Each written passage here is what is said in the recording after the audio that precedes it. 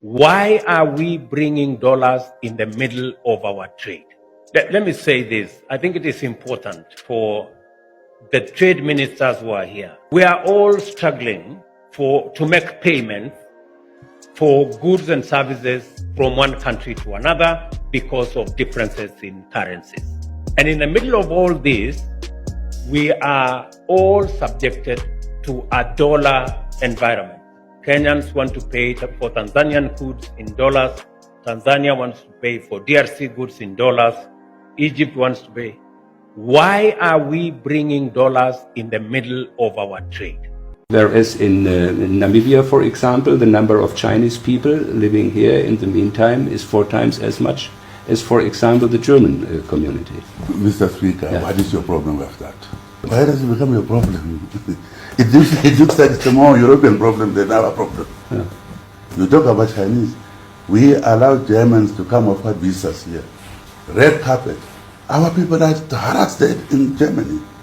So why Chinese talk about Germans? How you are treating us there?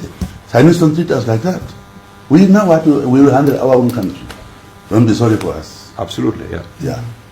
Russia has the right to be anywhere they need to be legally, as any other country has the right to be anywhere, meaning those who come to Africa, you know, you hear people complain about China, then about Russia, then about, but how about them? What right do they have to be in Africa that others don't have? I can stand up to any pressure from any corner. I make the right decisions for our country. Do you know that only 5 countries of this world hold meaningful power in the UN Security Council? None of them is African. More than half of the world's population is not represented in the UN Security Council.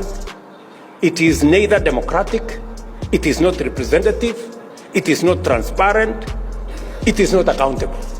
Africa has been arbitrarily and prejudicially profiled as risky for investment on entirely spurious grounds. You really need to stop this superiority complex nonsense about human rights. You think you are the only ones who respect human rights, or others it's about violating human rights. No, we've fought for human rights and freedoms of our people much better and more than anyone, including you people who keep talking about this nonsense.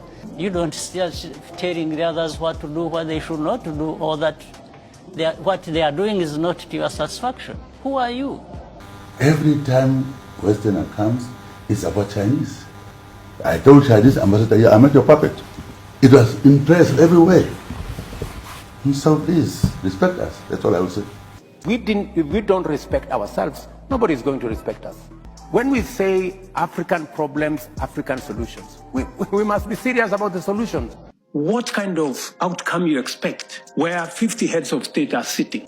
Everybody is asked to speak to 1.5 minutes. You speak for 1.5 minutes. What kind of engagement are you going to get? You're going to get nothing. The best that you get is photographs. Photographs, they normally line us up somewhere, you know, crowd of 50 heads of state. You know, and that's all we come home with. Surely, are you sincere, you know, in engaging in a crowd? I played a key role as chair of the African Union during the COVID period. We felt like we were beggars when it came to vaccine availability, when we felt we needed access to vaccines, and the Northern Hemisphere countries had bought all the vaccines in the world, and they were hogging them. And they didn't want to release them at the time when we needed them most. And we felt like we were begging. And at times it felt like they would just be droppings from the table, that yes, we will give you that and that. And let me tell you something that generated a lot of resentment. We resented that.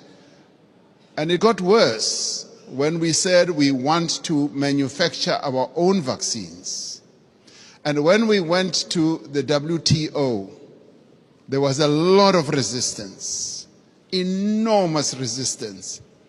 And we kept saying, what is more important, life or profits by your big pharmaceutical companies? And that too, I must tell you now, generated and deepened that disappointment and resentment on our part, because we felt like life in the Northern Hemisphere